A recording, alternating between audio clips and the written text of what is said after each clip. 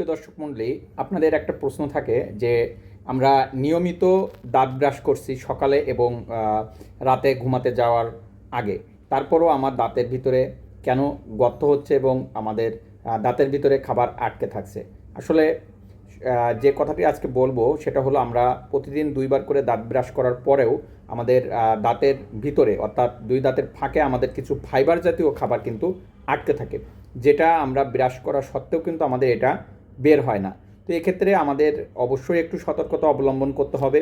তো এটা যদি আটকে থাকে এবং রাতে এটা কিন্তু অনেক সময় পচে যায় এবং পরবর্তীতে মুখ দিয়ে দুর্গন্ধ বের হয়। তো এটার জন্য আমাদের কিছু ব্যবস্থা নিতে হবে। সেটা হলো, আমাদের দাঁত তো ব্রাশ করতেই হবে, দাঁত ব্রাশ করার পাশাপাশি আমাদের ফ্লাশিং করতে হবে। আমরা যদি প্রতিনিয়ত ফ্লাশিং করি তাহলে এটা কিন্তু আমাদের বের হয়ে যাবে। তো এটার জন্য আমাদের অবশ্যই বাজারে ফ্লাশিংয়ের অনেক ধরনের ফ্লাশিং পাওয়া যায়। তো সেটার যে কোনো একটা আপনারা ব্যবহার করতে পারেন। তো এটা নিয়ে আমরা পরবর্তীতে অন্য কোনো ভিডিওতে আলোচনা করব।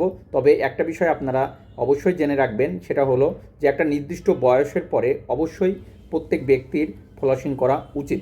তাহলে দুই দাঁতের মাঝখানে যে খাবার আটকে থাকবে এটা কিন্তু বের হয়ে যাবে। তাহলে দাঁতের গোড়ায় আর খাবার আটকাতে পারবে না এবং আপনার দাঁতের গোড়ায় পকেট সৃষ্টি হবে না।